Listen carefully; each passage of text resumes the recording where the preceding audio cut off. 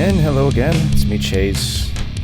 Another Finding the Balance here. And I want to do something kind of that I thought would be really cool today. And by the way, what I want to do, something I've been thinking about, other than fixing that theme song, I want to do a video kind of talking about what this whole thing's about, kind of the direction I want to go with finding the balance. I'm not going to do that today because I want to get that all prepared, and I don't have that prepared. Today I am planning on doing a bit off the cuff, but I also, maybe what I can do here is I can demonstrate one of the things that I want to do with this program. There's a couple different things that are things that I'm interested in talking about, and maybe be something that other people might be interested in. So that's what I want to do. I don't really want to get into politics and stuff like that today. The chips will fall where they may.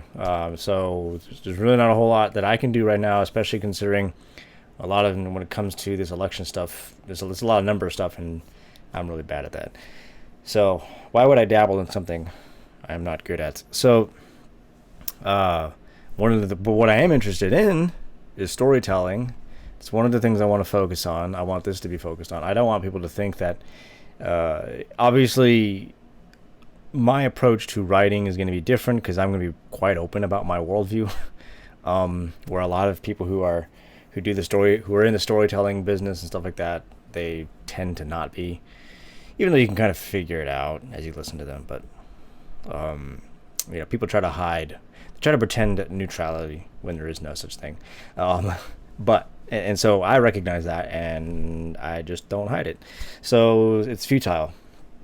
But I did something.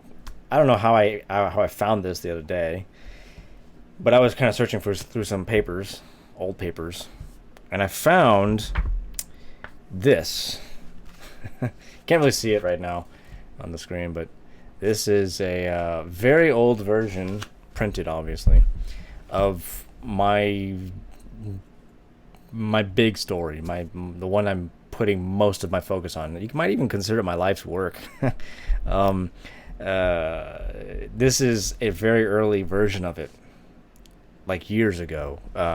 People may think that I conceived of this story maybe just like a year or so ago. Not really. Actually, I've had this story in my mind for many years now. I just never put it down, started writing about it. Excuse me. I'm going to try not to do that because I am tired right now. Still thrown off by daylight savings. But yeah, this I've actually had this story in my mind for a long time.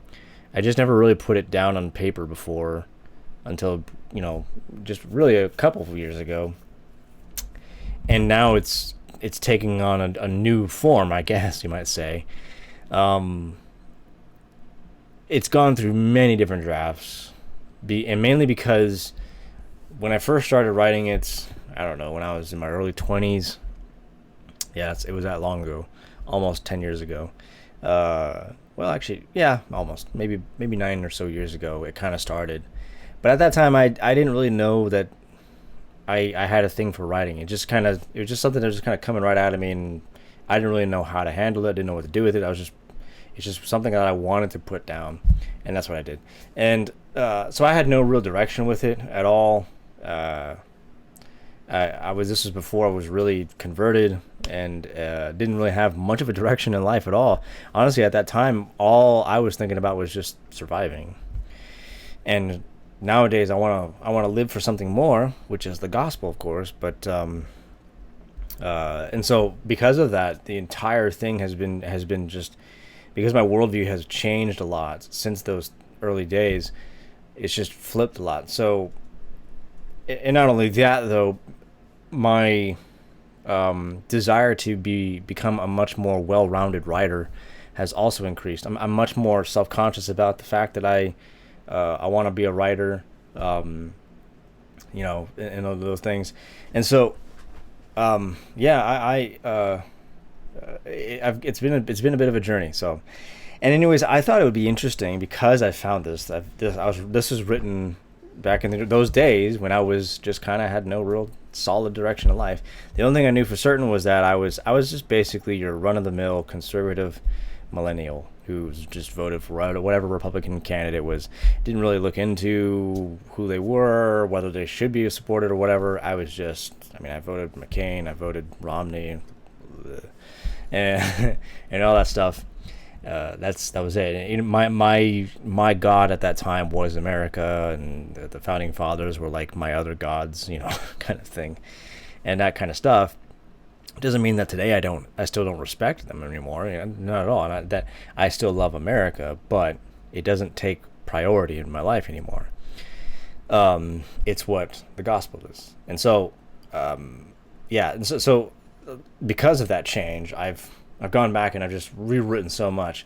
But there have been other things as well when it comes to storytelling that I didn't really recognize before that I'm putting into the story now that is also really having a heavy effect on the entire thing. I mean, I've taken the entire thing from what it looks like here. This is about a total of how many pages?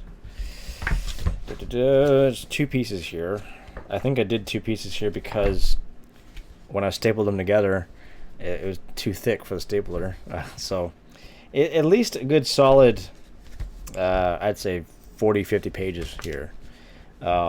Worth of stuff, and so anyways, but yeah, all of it's gone through a lot of reforming, I guess you might say, and just completely changing so much in there. And I want to read some of that to you, so you maybe give a bit of an idea. And so what I want to do here is I thought it'd be kind of cool as I'm reading through this thing and just kind of going down memory lane. I'm just reading this thing just like, oh man, this is horrible. It's just so bad. It's just really, really bad. And so why not poke fun at me for your benefit? And I do this for people who are aspiring to be writers. What if maybe you're not a Christian, but you also want to be a writer? Maybe you are a Christian, you want to be a writer, whichever. I'm going to not really try to focus a lot on my worldview so much as just practical writing application, I guess. Things that I've learned when it comes to writing and trying to take your writing seriously, going beyond the level of sort of amateur writing, things that you shouldn't do when you're writing a story. And that's what I mean by writing here. I'm talking about novel writing. Some of it can translate into just other forms of writing, kind of like just blogging or news articles and things like that. It can translate in those senses, I guess, but I'm focusing on the novel writing aspect of things. So in at that time I called this you can kind of see here, Masters of the Universe. It's a little hard to tell because it's not focused on that at that closer range. I used to call it Masters of the Universe, and then I found out that there was already a book called Masters of the Universe, and so I couldn't use that name. So I decided to go with a different title that I'll talk about later, but maybe. But the first page here, first 2 pages, first 2 pages and a half. Is a long explanation of this is like in Lord of the Rings, the Fellowship of the Ring, how the movie began with this almost 5-6 minute or so introduction to the entire Lord of the Rings world and what has happened to lead up to where it is right now.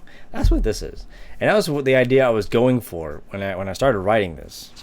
And there's the first big mistake right there. Okay, I'm not going to read this because honestly, it's just even me reading right now. I didn't even get through the whole first part. I mean, I was just bored. I was just tired of it. It was just like, oh my gosh, it's just this big long essay about the world taking place before all the events that are supposed to happen, the stuff that actually matters, the stuff that people are interested in.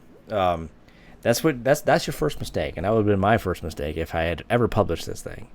is this long introduction, the whole lore and everything with the world.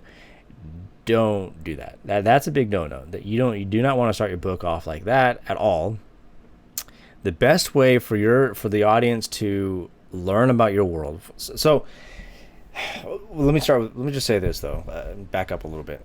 I read somewhere, it was kind of interesting. It was kind of cool. Actually, I heard it, but that your first draft of your novel is you telling the story to yourself, and then the ones that come after that is you telling the story to the audience. Now, what the purpose of that is that your first draft is going to kind of be really, really bad. It's just natural. There's nothing wrong with that. It's the whole idea of the first draft is just getting the whole thing on paper, or writing it down. These days we usually do things electronically. I do. I did with this, and I do with my modern versions of it.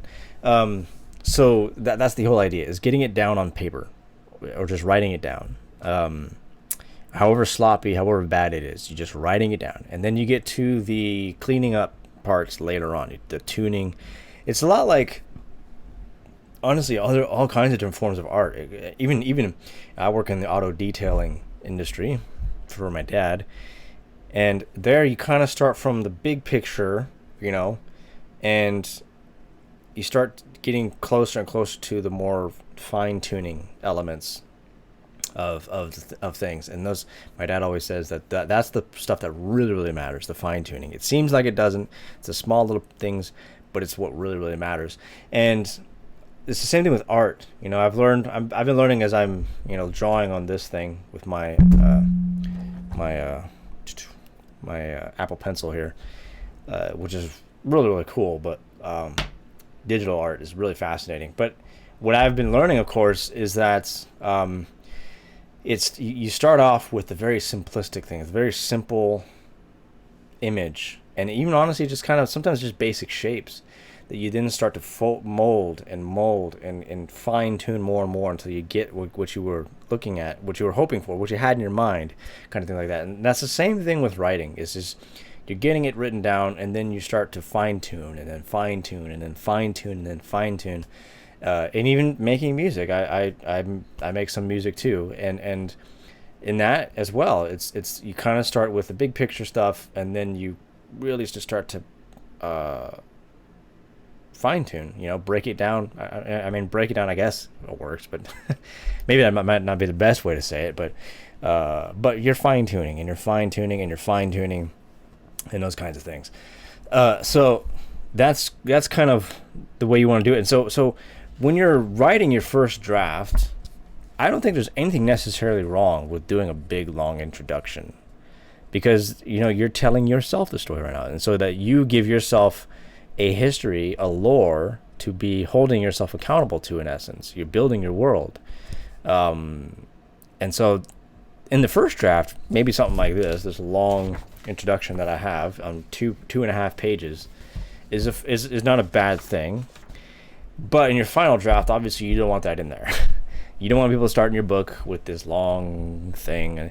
You want your audience to experience the world. You know the world, and that's one of the things that you have to make sure you understand, is the difference between you as the writer and the narrator, and the person who's experiencing your book, who's not in your head.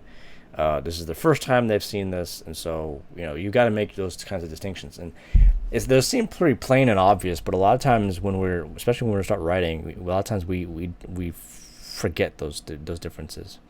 So that's really important. And so in part 1, Gears Set in Motion, chapter 1, this is me reading it. Somewhere during the night, in a very industrialized city, the lights glow in the night as the city's nightlife awakens. The industrial era, bringing forth a new age of technology, innovation, and culture. So the first sentence was not a bad sentence, honestly. I don't think it was a very bad sentence. Let me read it again. The first sentence: somewhere during the night, in a very industrialized city. I'm not sure I would have said that today, but I might have rephrased that a little bit different. But because that's kind of like, giving information, or just um, yeah, I mean, just handing out information rather than sort of describing it. Maybe it would have been better if I would have. Well, I could show you an example here. I could pull something up on modern version of it, but I just want to go on here to show where the problem happens. The lights glow in the night as the city's nightlife awakens. I mean, that's not a terrible sentence. I mean, it's average. It's okay. But then this is what I said next. The industrial era, bringing forth a new age of technology, innovation, and culture. Now I'm no longer describing the city that we were just briefly talking about. Now all of a sudden this has become a article about this current time period. And this is where I got confused, and at the time didn't really recognize it, but I got confused between, whether I'm telling a story or showing a story, and obviously we're always telling a story, but I'm talking about in this case, the difference between telling and showing. When you're writing an article about just kind of factual things about politics and the news, you're obviously telling people things. But when you're writing a novel, it's very different. You want your audience to really experience it, and so that's really important to recognize. And I continue on. The invention of the locomotive, the mechanical gears, the electrical power grid offer new ways of living, including more structurally sound architecture and building construction. See, there was no locomotive. Where did that even come from? The reason, let me just finish the paragraph. New machines allowing for quicker progress in construction, making the greatest cities of Eldrion far greater. The invention of the telecommunicator, shortly giving way to the long-range radio, the telephone, and soon computer and data technology, all due to the entrepreneurial spirit and the golden age of the industrial era. And so I began with a sentence talking about somewhere during the night in a very industrialized city. So far you know that this current part of the story is taking place in a city, an industrialized city, at night, somewhere in this city. And then the next thing you know, we're talking about what age we're living in. And you're like, wait, what? Huh? Wow. I mean, they talk about gear shift, just completely changing gears right off the bat, going from 1 to 6, just like that, just like, there you go. And the reason why I did this, and this is called telling, not showing, and that's not what you want to do. The reason why you do that, and why I did that here, if you're doing that, that's an indication that you don't believe that you have you've done enough to let the audience know what's actually happening in the story. When you have to tell them that Timmy is angry. I'm not saying there's not an instance where there can be sometimes where it is appropriate to say that somebody is actually angry. I'm not saying that there's never a time to do that, but in a general rule, if you have to actually just blatantly say Timmy was being sarcastic or something like that, rather than it coming through in the story, that usually is an indication you're not doing a good job of actually showing the scene coming to life, so that people catch it and find it either funny or, unless the sarcasm is meant to be mean, an uncool moment, I guess, you might say. And that's kind of what I had going on here. What I was trying to tell my audience here is that this is a sort of a steampunkish sort of, and it is a steampunk, even to this day, the story itself takes place in a kind of 19th century sort of Victorian kind of thing. That's where my story takes place. But here I'm trying my best to show you that it's steampunk without telling you that it's steampunk. And it kind of just is very bland, it doesn't really work very well. And so that's kind of what you don't want to do when you're writing a story. Again, like I said, you let your audience experience the world. I want to pull something up from my story. The modern version of it.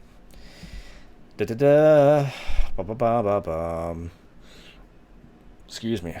Man, I had something to eat a little while ago, and so I'm trying to fight a very a desire to just belch one out.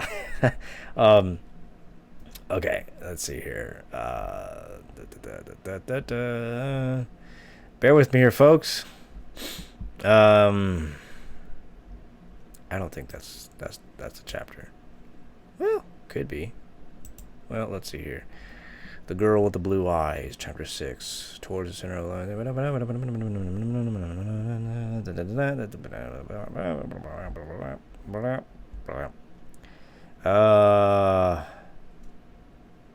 I'm sorry. I'm trying to find a certain spot. Okay, I think I found it. In this modern version, just to give you some context, my character Anastasia she's an elf, and she's raised with the wood elves. You can think of the wood elves as sort of the Native Americans, a very tribalistic kind of people. They live out in faraway country, kind of thing like that. They do not live in the cities. They don't have really any experience with the cities, especially these modernized cities. Again, I'm trying to use our modern. I don't want to make it too much of an alien world that you almost can't relate to it in any way, shape, or form. So this is a modernizing world. Think of this world as being somewhere between the 18th and 19th century of our world, taking place here. I try to cram 18th and 19th century, and maybe even a little bit of the 20th century, into one era. Without going too far into either one, kind of thing. But it's a world that's changing. It's changing from, you always see the fantasy worlds where they're always taking place in the medieval world, in a medieval context where apparently no technological progress is ever happening, no matter how many thousands of years have gone by. And I don't really want to do that. I thought it'd be interesting to see a fantasy magical world take place in a world that was modernizing. Don't see a whole lot of that.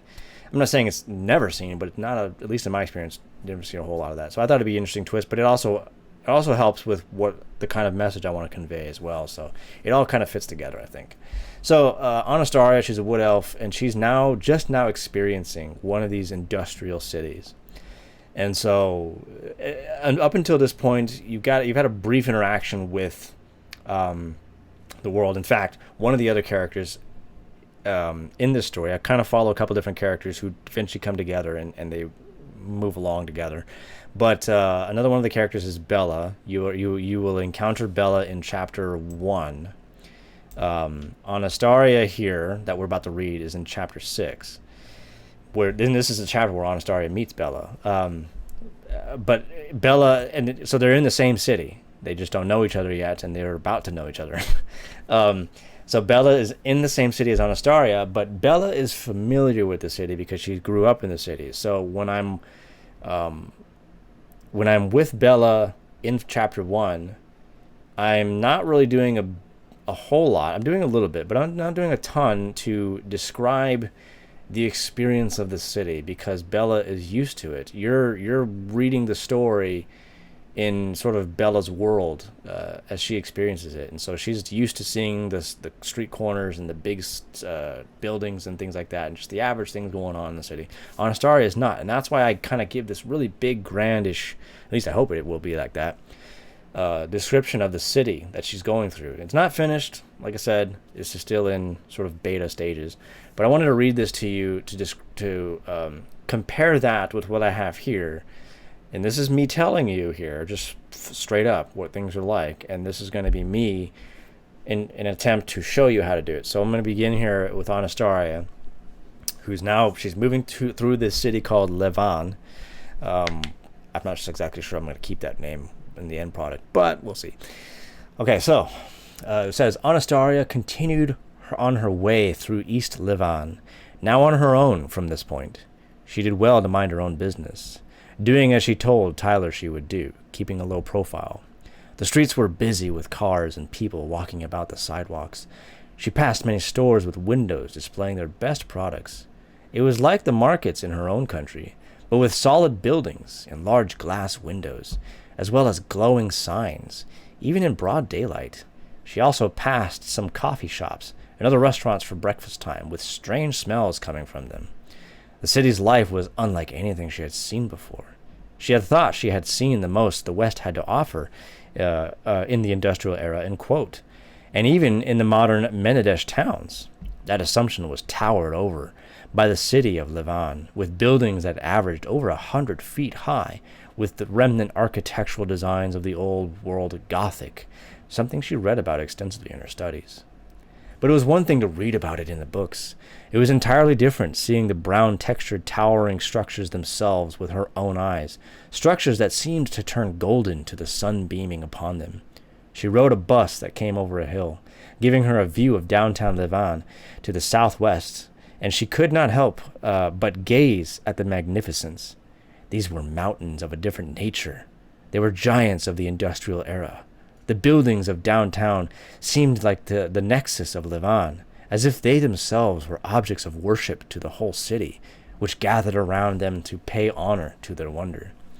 As she looked, Anastasia couldn't help but be reminded of the ancient literature and historical records containing art depictions of the structures within the Erogelden, which legend says contains the greatest temple in Eldreon, believed to stretch so high it literally connected to the heavens above the world.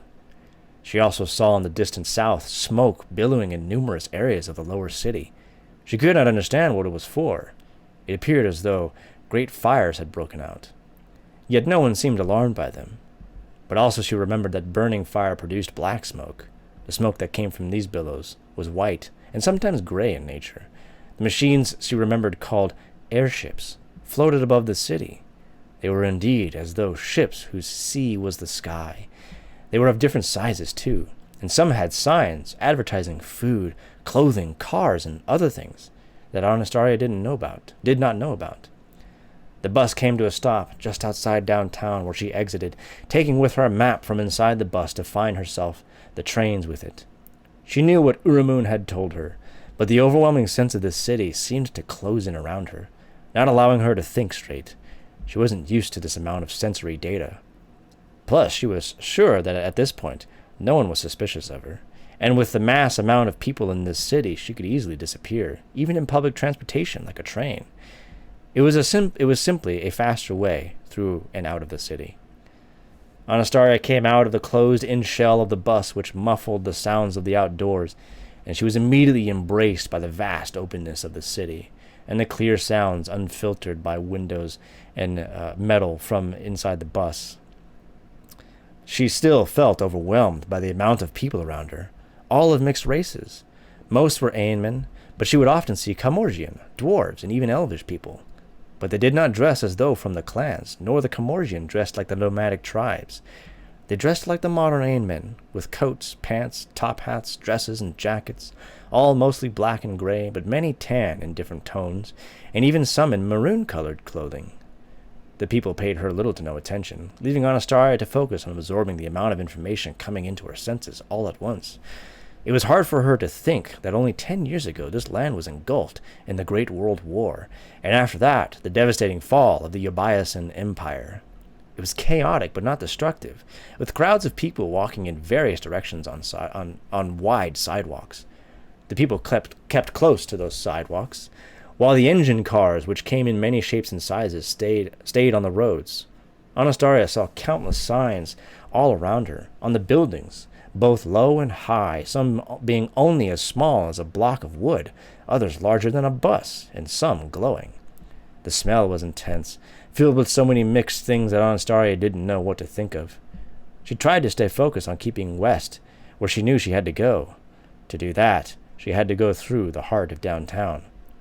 She looked straight down a street, which would take her through the largest buildings in the city, and they were so tall they frightened her. She couldn't comprehend their size, soaring up countless floors. How could anyone build such structures, and they would not fall? She felt as though the closer she drew to them, the more they seemed to be falling. It almost felt like a challenge in and of itself to go forward, but she did, stumbling somewhat and trying to keep herself from any unwanted attention. She managed to clear 3 blocks. It helped her from losing balance by not staring at the tall buildings. But that was hard to do, due to their magnificence. Even with what she covered, She still did not get to the tallest buildings farther down the street. She was exhausted in a way she never thought she could be, and she stopped at a corner to rest on the wall of a smaller but still tall building. It was another market-like place. She began to wonder how she was going to be able to make it through the rest of this grand hall of a downtown city when she looked to her right, where there appeared to be, rather than a set of buildings lined up, an open area of some kind. Instead of buildings, it had grass and trees and birds even, with pathways leading through it, and concrete patios filled with long chairs to sit under the trees.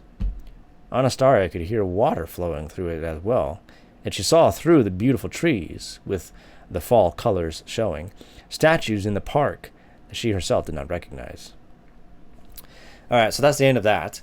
That's Anastasia's first experience in a big industrial city, and as you listen to me reading through that, what I'm hoping that you're getting from that is a sense, even though like maybe you have walked through, I'm pretty sure most of us have walked through a downtown somewhere in a metropolitan city, and I haven't really walked through. I've driven through one, but I haven't really walked through a metropolitan before. We do have downtown, of course, here in San Antonio, and the buildings are pretty big. It's pretty like whoa, but even with your experience walking through a metropolitan, my hope is that when you read this, you still get a sense of overwhelmingness, because you're seeing it in Anastasia's perspective, someone who's never seen one of these cities before, who's just like, what in the world? I didn't even think this kind of stuff was even possible. And because she's kind of used to the elvish world that she grew up in, sort of villages and things like that, in the trees and stuff, she is really overwhelmed with all the things happening at once. And so okay, and that's what I'm hoping that you're, but see, you're experiencing, you're seeing, I am describing it a lot, yeah, but I'm also still mixing a lot in there with language that adds to the dramaticness, I guess, of what Anastasia is experiencing as she's walking through the city. You almost kind of picture her kind of like stumbling around, like, whoa, just those kinds of things. And so anyways, that's kind of a contrast into what I did here, which is a little bit man, I haven't even gotten to the first page here. Okay, I'm going to skip some parts because I want to go to where I introduce Anastasia here, who you just saw here, where I introduce her in this place. Okay. So this is the scene that introduces Anastasia, and this is one of the things I really want to talk about here. Down in the southern central part of Edora, known as Yanishia, in the city of Livon, yes, I took names from this and I put them in here. I was like, hey, there's names here. Why do I got to sit here and think about names when I can just go to my old drafts and just stick those in there? It's much easier. So, anyways, in the city of Livon, the morning is young, and the sun's rise is bright and encouraging in the city to the city's life. It's a bit of a cheesy line. Okay, as its gaze sets itself upon a hotel window. I'm trying really hard here. You should be able to tell how I'm trying really hard here to be dramatic and interesting. So the sun's rise is bright and encouraging to the city's life. As its gaze sets itself upon a hotel window, light settles in gradually and peacefully upon a young female face in bed alone. This young girl had long... Okay, this is where things get... Again, okay? This young girl had long, wavy brown hair that was light as caramel. Her eyes squinted, adjusting to the light from the window next to her bed. Then she opened them. There's a quick lesson here. Then she opened them. That word "then," there's a, I forget exactly how people describe this, but I've started picking this up in my own writing and started realizing after I watched a video on it how horrible this word is in most cases. Not every case, but in most cases it's a terrible word to use. Then. It's not a really good word to use in most cases, especially what you see right here. Then she opened them. And why say then rather than just saying she opened her eyes? Her eyes, what it should say, if I were to rewrite this, her eyes squinted, adjusting to the light from the window next to her bed, and slowly opened. That would probably be a better one. I could put those two sentences together instead of having two sentences that just are creating an unnecessary separation. It's an annoying set of sentences. But anyways, then she opened them, pupils dilating and adjusting to the sunlight in the horizon. Her eyes were of a pale, faded orange color, with a thread-like design circulating her pupil. She stood up in her bed, looking around. She had her gray tank top on and black shorts on. Upon her right forearm were blue-colored tattoos in pixelated shapes, mostly in horizontal form. Some of the pixels were short, like a square shape, no more than a few centimeters wide and long, and some had long rectangle shapes then wrapped around her arm, which were of the same width as the squares. How many of you guys are lost? I'm a little lost right now myself. The only reason I'm not completely lost is I know how this looks in my mind, how I want this to look in my mind, but you can tell I'm struggling. And this goes on for another paragraph. A single large symbol appeared at the center of this strange tattoo. She pivoted her buttocks on the bed, and then she set her feet on the ground. She took a deep breath. So here's another thing. Here's another thing that's just really problematic here. Again, more sentences just kind of just very blocky. Instead of like a flow of thought, I just put like, she pivoted her buttocks on the bed and then set her feet on the floor. She took a deep breath and stood up on her feet and approached the bedroom. A few minutes later, she came out and got dressed. She was wearing I mean, this is just such a boring set of statements. Generally, you want to try not to fill an entire page of just the narrator, because that will bore the audience. Now, obviously, what I just read to you here was a whole page of no dialogue whatsoever. But again, those are, when you're doing something like that, you've got to be really careful. And I hope that that's something that's interesting, that you were interested the whole time as I was reading that to you. Because even though that was an entire page of no dialogue, it was you experiencing a world through somebody's mind, the mind of the character as she's experiencing this world, and that's the key there. Here, you're not really experiencing anything in Anastaria's mind. She's not named Anastaria in this version, but you're not experiencing anything that Anastaria is. I'm just sitting here telling you long, boring information about her. That's stuff that you could learn about her as the story goes. Again, it's the difference between showing and telling. You want to show, you don't want to tell. And that just gets really, really, really boring. And I got really lost there. And at a certain point, you just kind of go, okay, I'm just going to skip that. And I'm just going to go down here, even though there's vital information right there. But you just skip vital information. So give the vital information out. So I don't want to get ahead of myself. So the lesson we learn here is when you're introducing a character, there's another thing I want to talk about, but when you're introducing a character, you got to fight these instinctive desires to try and explain everything on the first few pages. You don't have to do that. Especially because if you do that, what else are you going to have for your readers for the rest of the book? And I think it's one of the reasons why I got stumped on so many different things, is I was giving everything away right at the very beginning. And so, and in a boring, just information dump format kind of thing. And that's not what you want to do. So, don't feel like you need to immediately start describing your character, the color of their hair, whether it's wavy or not, the color of their eyes, and whatever they have on their arms, the clothing that they're wearing. Whenever it's appropriate to talk about that, let them talk about that. Otherwise, I don't think there's really anything wrong with letting people have their own ideas of what the character looks like. Especially. And I guess for some characters, it's very important that you have certain ideas of what they look like. That's obviously, yes, that's true. But especially with side characters, I really don't put a whole lot of time in describing what my side characters look like.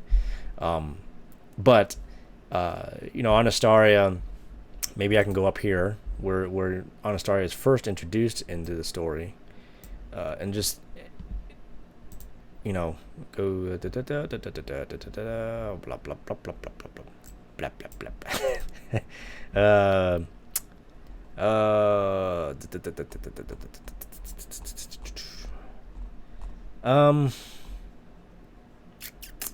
Okay.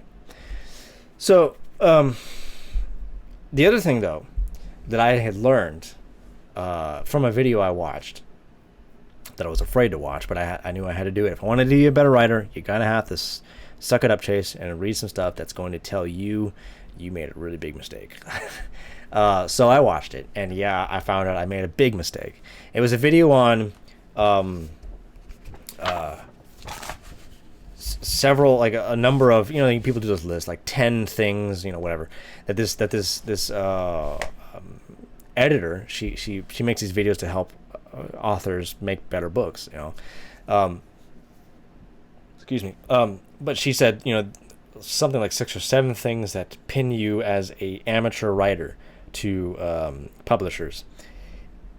And I watched it, and for the most part I was kind of like, I think I'm doing pretty good here. But there was one key thing that she said that was a strikeout for me. And that was when you introduce your main characters as though they just woke up from a dream of some kind. All that she said, that all the publishers that you may want to be getting a hold of, they look at that and they go, amateur. That's just a bunch of amateur stuff. And that's exactly what I was doing with Anastasia here. And I'll be honest with you, when I first was writing this story with Anastasia, like I said, I had no real goals of what I wanted to do. I had no idea what constructing a story was all about, making plots and whatnot. I just was like, here's this girl, she's on a journey of some kind. I don't know what. We're making it up as we go. I think that's what happened in the new Star Wars series, by the way. I think they've come out and they've admitted, yeah, we had really no idea. We were making things up on the fly, kind of stuff like that. And that's what you don't want to do. And that's what I was doing, and that's why I struggled for the longest time. That's one of the reasons why I kind of just, after a while, I kind of stopped. I didn't really get through a whole lot because I just couldn't figure out where to go with it next. And then I got saved, and then things changed for the better. Praise God. And so, but yeah, so I really had no idea what I was doing with Anastasia at the time, and you're going to really see that here. But do not have your characters begin by, especially your main characters, by having a bad dream and waking up from a bad dream. That's not saying that no story ever is good, that does that, but that's usually a big indication that lessens your chances of people paying attention to your book. It just does. So try to have your main character not waking up from a dream, but in the middle of doing something that will also, but not just anything, doing something that will tell the audience something about your character. Okay, that's something you want to do. That's something that I tried to do here when I introduced Anastasia in what is going to be called Dark Skies of Masters of Eldrion. Dark Skies is the subtitle here. So reads, 2 days had passed. It was early in the morning, before the sun had risen, when Anastasia, this is the first time you were introduced to Anastasia, when Anastasia, in her spacious room within the grand home in which she lived, was reading the sacred scriptures, passed to the elves by the divine authority long ago. It was part of her morning routine, a religious ritual commanded to all the elves of the Sark land, so that they may never forget the history of their people, and the divine truth that the elves were chosen out of all mankind to be the guardians and protectors of Eldrion and its people. So I do here watch when I introduce a little bit of her physique. So here we go. Her caramel-colored wavy hair was tied in a well-made bun behind her head, with only her bangs and sideburn hair loose upon her forehead and jawline. I should change that a little bit. Her forehead and jawline. Okay, that's all right. Maybe I read it wrong. And she was dressed in a fur coat clothing meant to bear the cold. She read the words in the ancient Elvish. So before I go on to what she's reading, yes, it's a paragraph here, but is it, it's telling you things about Anastasia. It tells you what color her hair is. It's wavy. She has it tied up. And she's dressed, she's meditating. And so what does that tell you? She's a religious person. She's, she's not sleeping, but she's religious. She's in a religious activity right now, reading scriptures. So she's a reader. She's a religious person, but she has her hair tied up.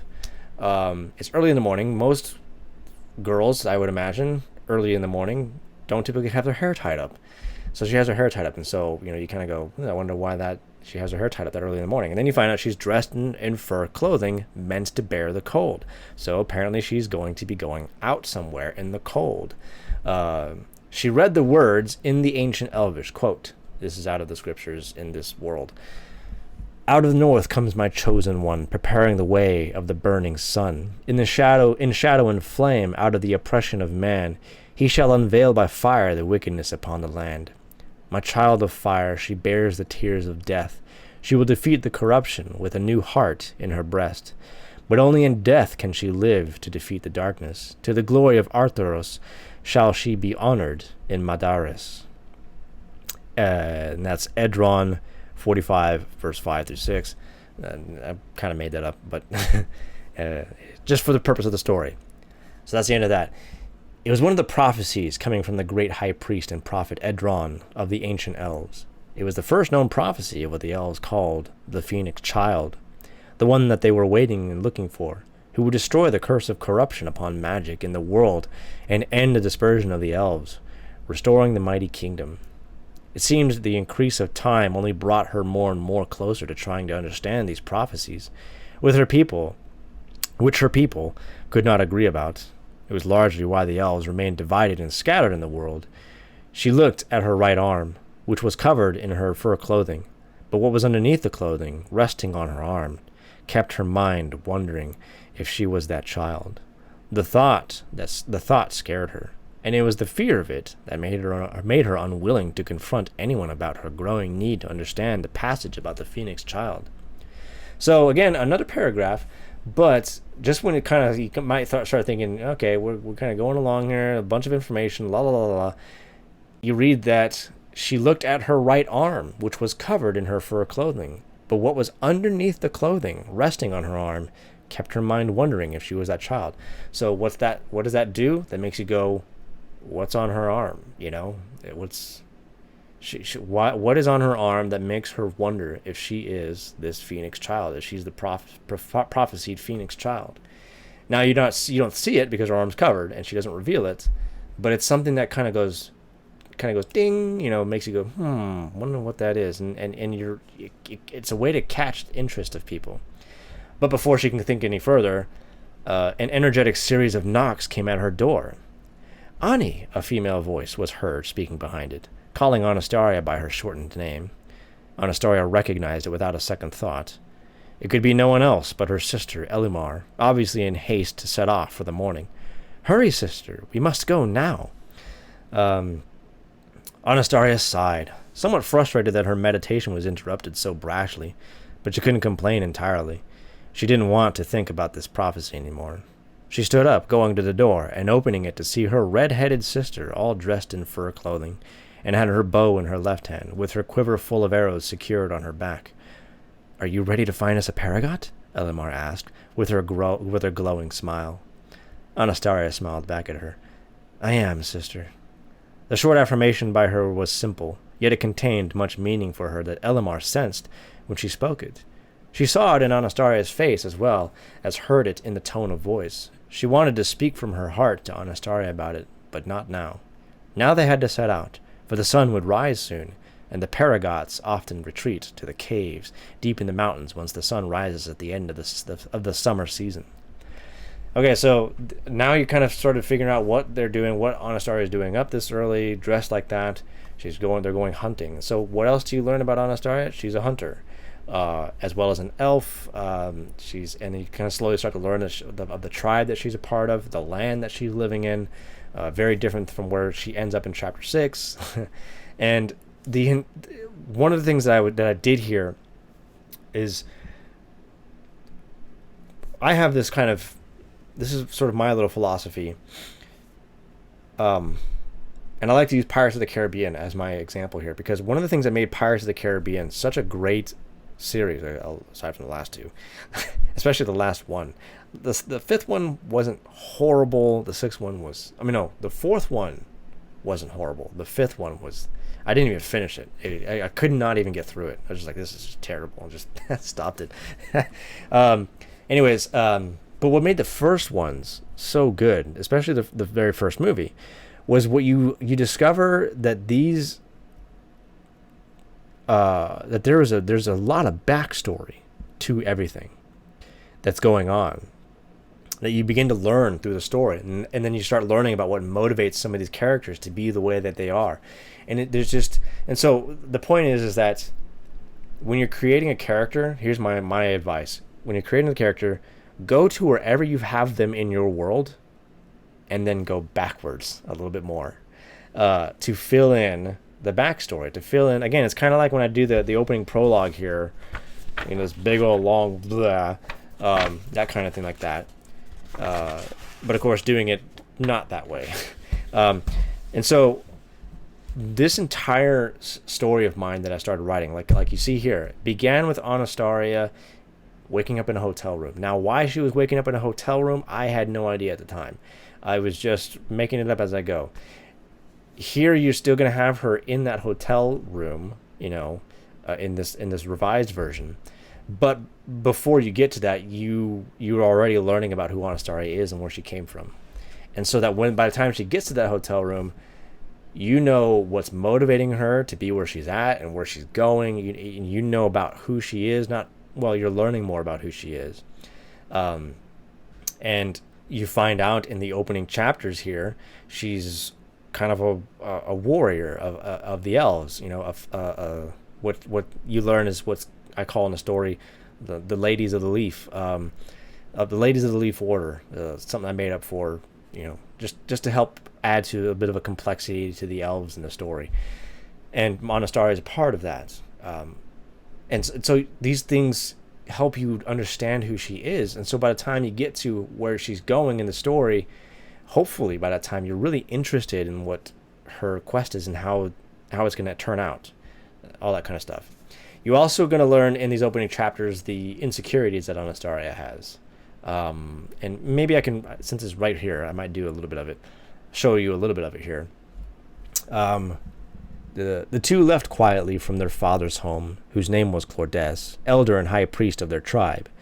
Upon their horses they set off, going southwest, 20 miles from the clan forest into the Mugadai hills. The air was cold, but for these elves, born and raised in these parts, they were built by the cold region. The clouds were gray and thick, and the wind howled constantly from the east. As they rode, there was an unsettling silence between the two of them. One Elamar sensed. "Remember," Elamar said, breaking the silence, "Paragots are not the same as ordinary fawns. Their fur is lightly flaked, with turquoise-tipped hair, and they bear yellow-tipped tails." "I remember, sister," Anastasia replied. She pondered a moment, recalling certain stories about the Paragots, which were extremely rare creatures found mostly in the north. "I wonder if it is true their fur radiates magic," she said, "like the stories say." "Nonsense," Elamar lightly scoffed. "Silly stories made by those that have had the honor and privilege of slaying one, so that they may reap more glory in the kill.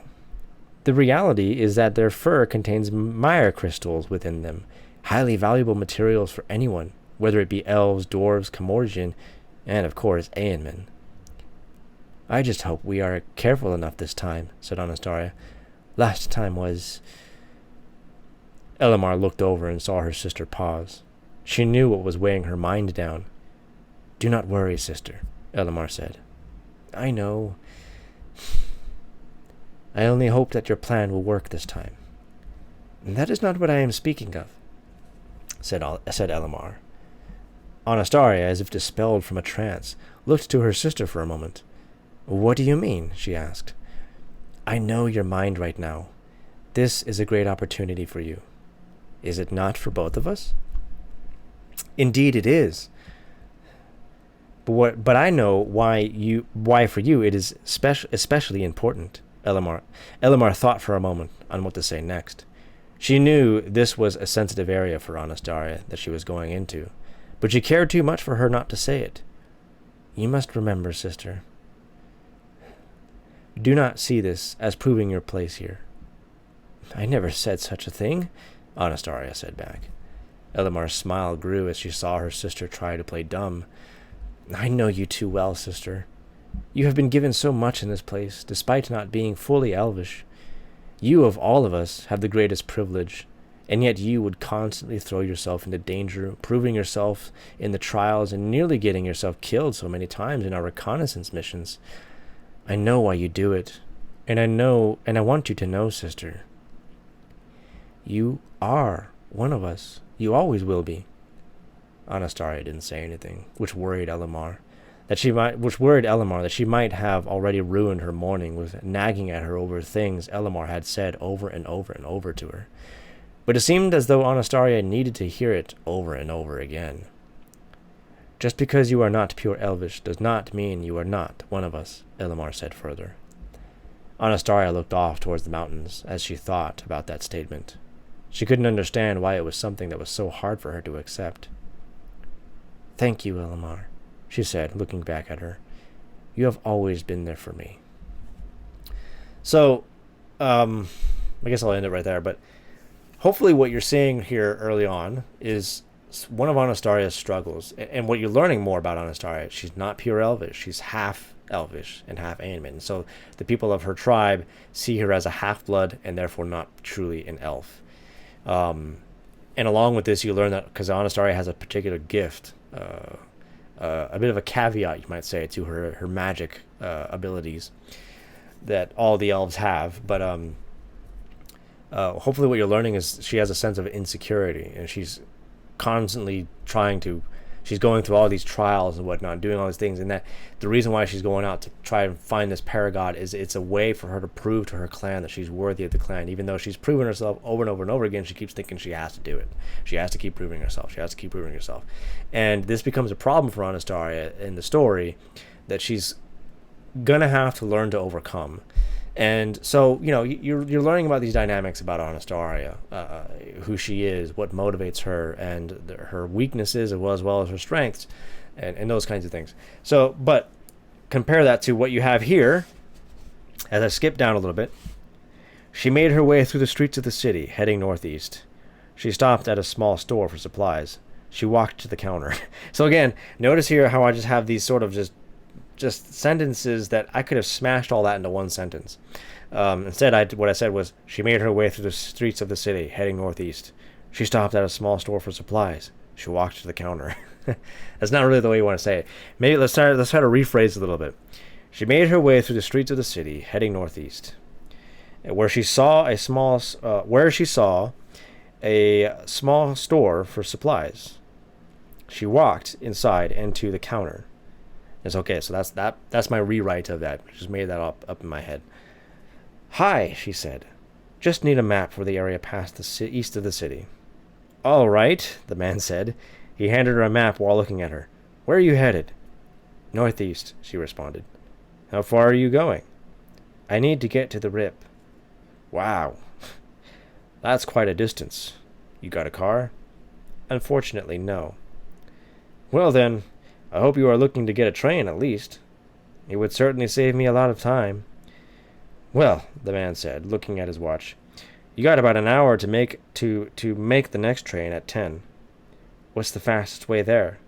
Go up West Row 10 blocks and take a right on Axel. It will take you under the North 10 Interstate Highway and to the train station 2 blocks later. Take the 10 a.m. train to Osterfield. That train will take you as far east as you need to go, and eventually northeast. Will it take me to Whitehold? Oh yeah, definitely. Just keep to the train. It'll stop in Bestolen at 2 p.m. for about an hour. But we'll head out and stop next in Whitehold. You'll be there by the end of the day. Sounds like a plan. Thank you very much, she said. You're welcome. Stay safe out there.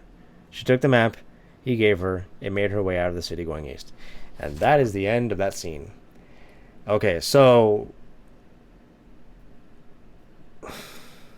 what did you learn about Anastasia in that scene? Really nothing. That was my introduction of Anastasia in this version. You learned nothing about her. It's just this.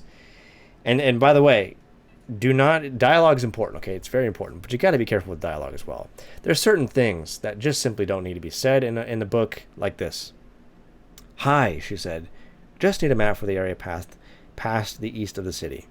"All right," that's the man said. You don't need to tell us that he said all right. Maybe say something like, I don't know, he I'm trying to figure out how I would rewrite this. I mean, maybe he acknowledged her request and he retrieved a map, something like that. You don't need to tell us he said all right. You don't need to do that. Those little things. And one of the things I also learned, and I remember when I was originally writing this stuff, when I was introducing characters to other characters, you'd introduce them. This is so and so, and the so and so, and then so and so. They would, you just do that over and left and right, back and forth, whatnot. And I guess for the first time you're introducing a character, I mean, that's not a bad idea. But doing it over and over again when you're reintroducing the same characters to different other characters who have not met them, that's a big no-no. So you, the audience, at that point, already know who these characters are. So you got to remember, as a writer, you need to be careful that you're not doing redundant giving away of information. There are points where that's important, but it's purely for a development of a scene. But if you've already introduced so and so with so and so, or so and so and the other and their family and their friends and whatnot to someone else, from that point on, all you really got to do is when they meet another group of people, that's where the narrator takes over. So you would say something like, they introduced themselves to each other, and afterwards, boom, there you go. Now because that kind of redundancy, people are just going to go, I mean, I already know that, thank you. Let's skip ahead here. Get to the interesting stuff, okay? That's what you got to keep people reading. You got to keep them reading. When you keep repeating redundant information, you start to lose people. So that's also really important. You don't need to be doing this long. Hi, hey, Jim. This is my friend Steve, and Jim introduced Steve. Kevin introduced Jim to Steve. They shook hands, and then Jim said, "Hi, I'm Jim," and Steve said, Steve said, "Oh, hi, Jim, nice to meet you. I'm Steve." Those things. You don't need to do any of that. Don't do that. Do not do that. Okay, just talk about how you as the narrator, let the narrator take over and say after introductions or after they hugged and shook hands or whatever, a pleasant greeting of some kind, and blah. Now, maybe what you want to do a little bit further to character development, you could add a little bit of dialogue into the introduction where one character makes a kind of a witty comment when they're introduced to each other. It might add a little bit of a comic relief to the whole thing, and also tell a little bit about this character. Oh, he's a little sarcastic, he's a little bit witty, or she's a little bit witty, and whatever. That's okay. There's nothing wrong with that. But generally, you just want to try and get through that boring introduction really fast so you can get on to the really good stuff, So that's also really important. I'm going to skip some areas here because these are things and characters that I completely cut out of the story. I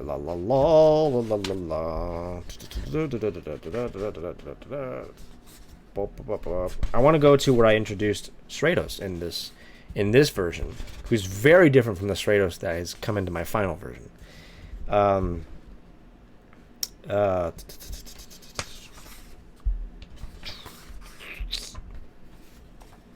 Maybe I missed it. Oh, wait, hold on. Okay. So this is where I introduced Stratos, and I'm contemplating how much of this I'm going to read, because some of it just gets really stupid. I mean, just really, really bad. But here we go. And this is in chapter 2. In the far northwest of Edora, along the Cephian coast, lies the small kingdom of Karakos. It is a kingdom of man and of peace. In the city of Karayak, the capital, also known as the Crystal City to outsiders for its large underground caves of rare crystals, lies the palace. So, see, now, notice what I said there. It's also known as the Crystal City to outsiders for its large underground caves of rare crystals. I'm sorry. Crystal City to the outsiders for its large underground caves of rare crystals. That's just me telling you things, not me showing you things. What I should have done, if I wanted to, I took all this out of the story, by the way, but and all because of the way I changed Stratos. I changed Stratos very dramatically. On Astaria, I also went through a lot of big changes, but right now I'm focusing a little bit on Stratos. These are some of my big characters in the story.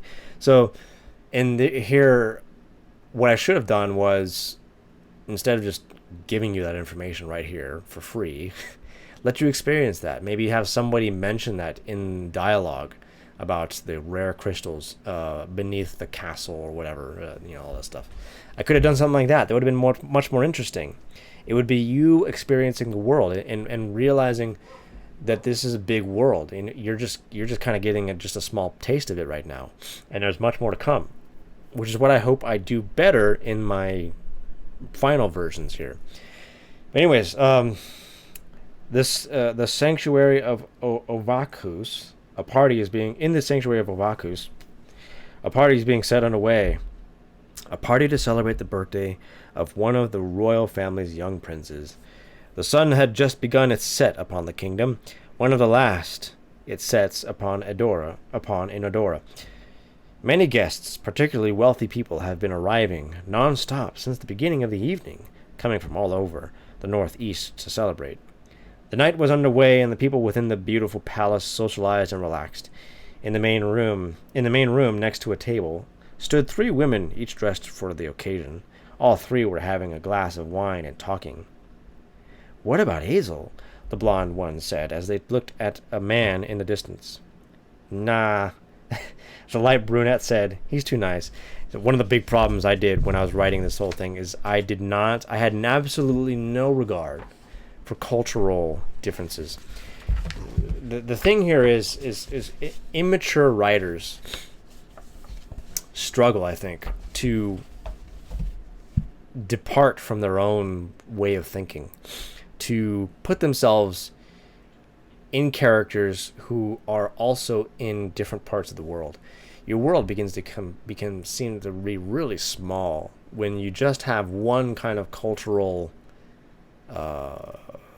frequency, I guess you might say, going on. By that, what I mean is everybody seems to talk the same, and by that I mean everybody talks like you.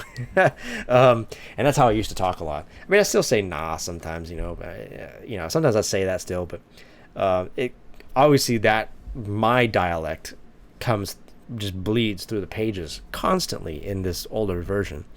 You don't want to do that when you're you have to be able to put yourself in the mind of a character to, in essence, become that character for that scene, to know how they would behave in this scene, how they talk. I mean, character development goes all the way down to just how your character talks. That's really important. Some people, I've read in some great videos about how you want your character to have their own voice, even as they're reading, to the point where even if you didn't even tell the reader who was talking, they would go, "Oh, I know who that is," based on the way the words that they use, the kind of dialogue that they use, those kinds of things. So, that's what I did here, and I did it all the time. On Astaria, in this final version, I try to make her have a bit of a broken English, because that's not what she's used to. That's not her first. Well, it actually is her first language, but she's adopted into the elves, as you find out in the story. And so Elvish sort of takes over as her primary language over the Ainman languages. Anyways, but she still knows the Ainman languages. Anyways, yeah, the darker brunette said. "Nice is good, but too nice, meh. That's just not right.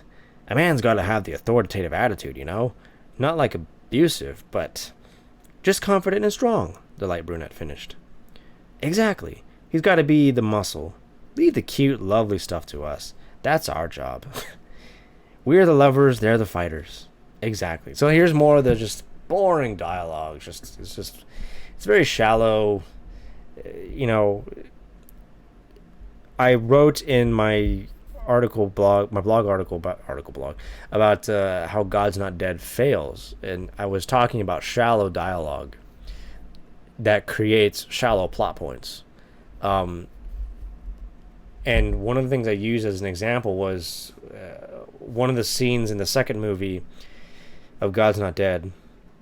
I watched the scene on YouTube, where the teacher, who eventually gets into a lot of trouble for this statement that she makes after a student asks a question about Jesus and loving your enemies and whatnot, the teacher answers the question, talks about how we are to be, how Jesus and Martin Luther King were models for nonviolence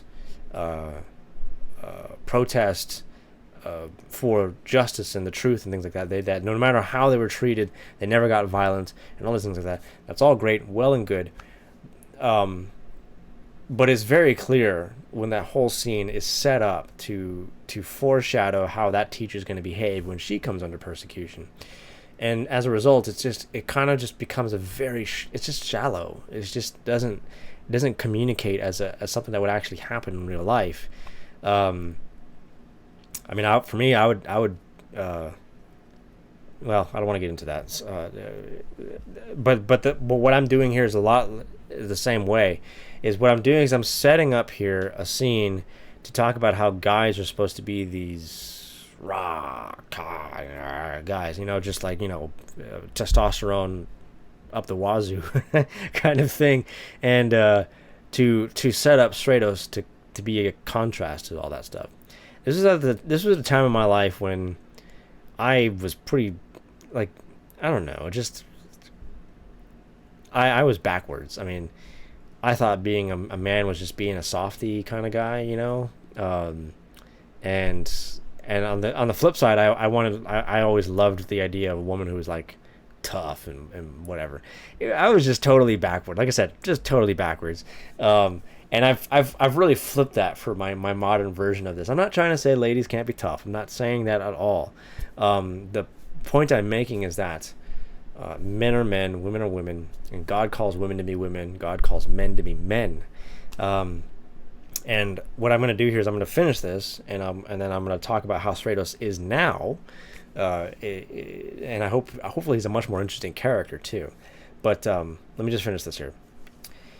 Oh, the blonde said, catching something in the distance truly mesmerizing her. I think I found the perfect man. They all looked to where she was looking. Stratos? The dark brunette asked, as they looked at a young man dressed in a dark suit with dark hair and pale blue eyes. The blonde nodded with a cynical smile. The dark brunette said as she observed. He is quite a featured man. Hey, that's my brother you're talking about, the light brunette said. Emira, your brother is quite the charmer. Yeah, and he's my brother. Look at those shoulders, that chest. I know it's hard to see with that suit on, but just imagine him without it.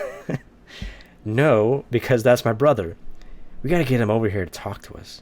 Emira, go talk to him, the blonde said. No. Why not? Come on, you'd do it for us if it was another guy. Yeah, because that other guy isn't my brother. Hey, don't you want your brother to be happy? Yes, and I intend to keep him happy by not having him come talk to you. Again, dialogue is really good, but dialogue without context kind of gets really boring and bland, at least in my opinion. That's me. I'll try to show you an example here of how I kind of mix dialogue in with narration. So to remind you that you're still in a scene in the world, kind of thing. It is. You're not in a chat, a chat box of some kind. Anyways, and how long will that all last when you two end up fighting over him? Meh, good point. Moments later, they noticed Stratos approaching them. The dark-haired brunette gasped. He's coming this way. Oh, perfect, the blonde said. Excuse me? Emira asked. What do we do? The dark-haired brunette asked, nervous. You mean, what do you do? The blonde said. Sit back and watch. He's coming for a drink. Watch the magic, ladies. The magic of seduction. Good luck, Emira said, with a confident smile before taking a drink from her glass. What's that supposed to mean? The blonde asked. You'll see. Stratos reached the women and said politely, Excuse me. They looked at him. Can I get 2 of those? He pointed at the glasses of wine on the table. The girls looked for a moment. Then the blonde quickly responded, Sure. You want to share a couple? I'm almost out. I could use another. Oh, they're not for me. They're for someone else. Ah. Well, would you care to join me in a drink? Oh, no, Stratos declined. Sorry. I don't drink. Oh, she acknowledged awkwardly. Amira giggled as she tried to take a drink. Hello, sis, Stratos greeted his sister politely. Nice party you've put together here. Wasn't just me, bro. Royalty saying bro. That's okay. Amira, this again, that's me, what I would say, bleeding through, rather than actually having a character who's coming to life saying what they would actually say. uh Amira smiled back, holding her glass up, affirming Stratos' credit for the party. Okay, then. He's responded. See, I was an awkward kid. Still am kind of awkward, but I do have some level of social skills. Um, and so again, because I had these kinds of awkward. I'm blushing right now because I had these kind of awkwardness about me. I did not intend this to sound as though a really awkward moment, but it actually ends up being one because I really don't know how someone would respond to something like that. So it comes out as, okay then, he responded with a little smile. You made a nice selection of beverages. That's better. They smiled at one. I'm pretty much lost at this point, but they smiled one last time and Stratos said, well, I should go. I will see you all soon. People don't usually say that. I will see you all soon. That's not usually how people talk, and that's what you got to remember when you're doing dialogue, is people talk differently than what they write. Normally, when people are talking, they'll say something like, I'll see you guys soon, or something like that. I will talk to you later. I'm trying to talk not as a southerner right now, because I would say, I'll see y'all soon. But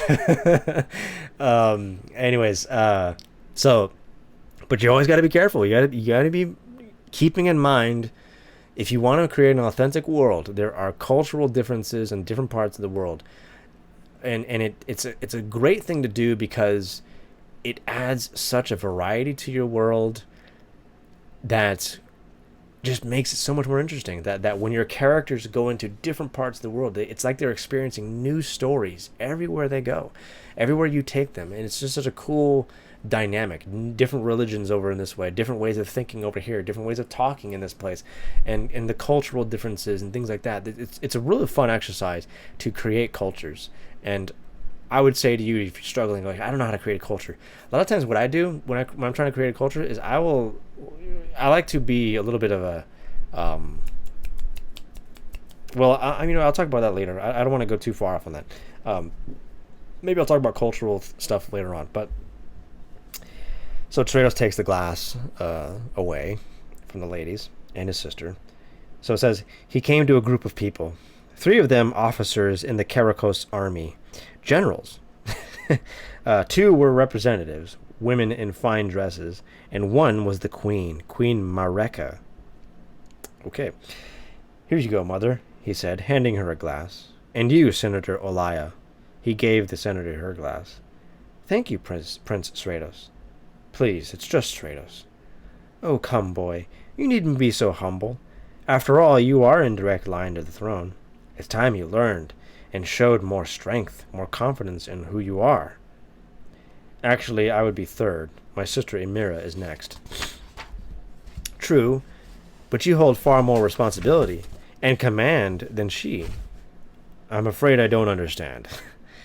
Stratos, one of the generals asserted, you should know by now the roles of each of us as leaders have, specifically our genders. So again, this was a time in my life when I honestly, I've told the story a couple of times. One of my big struggles with Christianity at that time was the fact what Paul talked about, how women were never to be teachers in the church. I was like, I don't know if I agree with that. And I remember talking to my dad about it once and saying, this was years ago, that I just don't see that as a problem. Why not? I've learned a lot since then. Okay, I've learned a lot since then. And that's all I'm going to say right now. So, but at that time, I had this, and that's kind of what spawned on a story. I wanted her to be like, because at that time you didn't see a whole lot of tough female leads and stuff like that. I wanted on a story to be that kind of thing like that, and there you go. Again, in this story, she still is, but there's gonna be a bit of a, as the story goes, things will happen. I'll just say that you gotta read it, okay? So not only because I don't want to spoil it, because I just don't really know how to explain it right now. So okay. So they go on to say, women carry a great responsibility as leaders of nations, but a man is the prime idol of leadership. He alone leads the world into its power. Our own demigod, Grand Counselor Latosai, is a prime example, and even more than he, his father, Gardus. As a prince under the leadership of your sister, you will be the sword in her hand, the strength to her burdens. She, like all women, lead with the example of love, care, and faith, but as men, lead through strength, power, and authority. And you must show your people that you are in charge, and that you know the way they should go. So Stratos responds, I am sorry, sir, but I do not understand. I do not see how leadership should be defined by your gender. Notice how I said I had Stratos up above say, I'm afraid I do not understand, and then I have him saying, I am sorry. I don't, and again, what I mean is like, I am over I'm. Typically you say I'm rather than I am when you're just talking to people. I did that here because I'm trying to make him sound dramatic. I am sorry, sir, but I do not understand. I do not see how leadership should be defined by your gender. Rather than saying, I don't see how leadership, because that's normally how we talk. I ended up doing this way because I'm trying to be dramatic. So you got to be careful with those things, okay? Again, when you're writing, you are, as I like to say, writing, talking. You're writing people talking. You're not writing people writing, okay? It's very important. All right, so the others silently spoke with concern and controversy. Controversy through their facial expressions. Mareka looked on quietly, with a look of concern in her own way. Stratos, one other said, do you suggest that you let our enemies see you as weak? They surely will not take you seriously if you show you are merely a talker, not a walker. I don't think I need to show fists and authority to prove myself, sir. What would you suggest, then? The man said, tested. What else could there be? Do you believe you can show the world how strong you are by merely giving it what it wishes to hear? I believe that the duties of a leader are to show that he or she can find the balance between right and necessary, who knows full well the capabilities of his anger and rage, but knows even greater than that when it is time to use that strength and when it is time to restrain it. I believe your duty as a leader is more than what you look like, what gender you are, but is solely based upon who you are and what you have done to show you can see the line between good and evil. And I believe my people are relying on me to show them the way, but they should know that I am not perfect. I can show them, I can protect them, but I do not believe I am the sole reason they survive. They all stood in silence to Stratos' words. Mareka broke the silence by finishing her drink and saying, Please excuse me. She walked off, placing her glass on a table. She walked along the stairs in the dark balcony overlooking the main room where the party took place. Okay, so that long paragraph you hear from Stratos sounds, at least to me, very scripted, very as if though he's reading it like, I believe that, because it really is, he's not really coming to life. And you notice what Stratos says, they should know I am not perfect. Well, the problem is Stratos is perfect. And that's the big problem with Stratos in this version of my story. He was too perfect. And normally what you're supposed to do with a character, when you introduce a character, is you introduce a character and you demonstrate what their flaws are. You demonstrate what they lack, what they need to be, and how they eventually become what they lack. In Stratos' case, I did the whole thing in reverse. Stratos is demonstrating you the things that he ought to be, which he already is. A wise guy, a very wise man, not a wise guy as in like a gangster, but I mean like a very wise young man. He's got leadership qualities. He seems very reasonable. He can argue with people properly and very politely. He doesn't drink. He doesn't flirt with girls. There's nothing wrong with this guy. I mean, and that's one of the reasons why I struggled with Stratos in the whole story. I just could not get into his character. And it's a big sign to you guys when you're writing. If you can't get into a character, you got to do something about that fast. Because if you're not into him, your audience ain't gonna be into him. Okay, you got to really be into this character. You got to be invested in this character. So the Stratos rewrite that I have, I eventually got to the point where I was like, this Stratos just sucks. I mean, he's just not going to work. He's too soft. He's way too perfect, and there's nothing really wrong with him. So I've changed Stratos completely. He's no longer a prince anymore. He's basically just a orphaned child, and that orphanage, unlike what you see with Rey in Star Wars, has a bit of a negative effect on him growing up. And what I mean by that is Rey in Star Wars, she's abandoned as a child, and she sees her parents fly away, and is obviously traumatized by that. But apparently she's perfectly fine as she grows up. She's growing up in an environment that no kid should ever have to endure, and that any kid who does endure realizes that no one's looking out for you. You got to look out for yourself. How in the freaking world does somebody grow up in that environment for like 10 plus years and end up the way Rey ends up when the Force Awakens begins? It's just freaking stupid. It just doesn't. It's bad. Anyways, I try to fix that with Stratos, very much so. And so what I want to do, just like what I did with Anastaria, introducing Anastaria, kind of give you an idea of what she looks like, and then you start learning about who she is. You start learning about her interests, and then you start learning about one of her flaws and how that's going to affect her throughout the story. So now we're going to go to Stratos, and we're going to introduce Stratos now.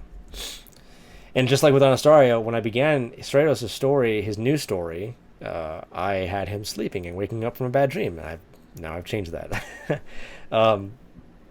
Excuse me. So this is my new Stratos. This is my totally revised Stratos here. Okay.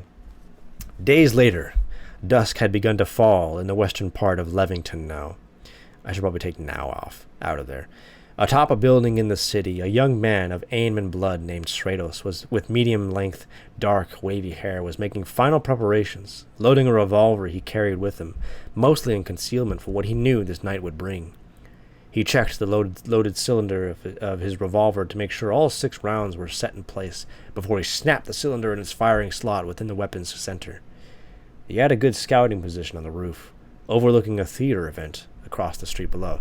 Now, if I hadn't known any better by this point, I would start describing the reason why Stratos is on that roof, the reason why he's up there with a gun, and why he's scouting from up there.